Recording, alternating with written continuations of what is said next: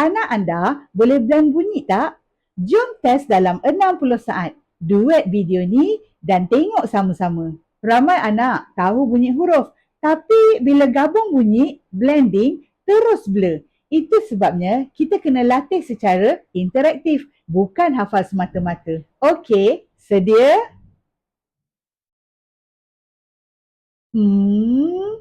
A.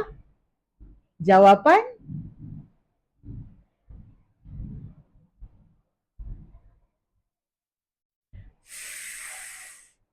U.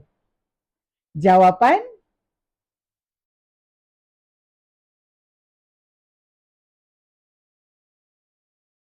B.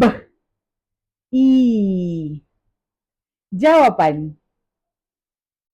Latihan ringkas macam ni bantu anak dengar, gabung dan sebut bunyi secara semula jadi. Dan yang penting, mereka rasa best bila berjaya. Kalau anak enjoy test ni, saya ada lebih banyak aktiviti dalam pakej Miniphonic percuma. Boleh download kat link bio. Follow saya untuk cabaran blending seterusnya.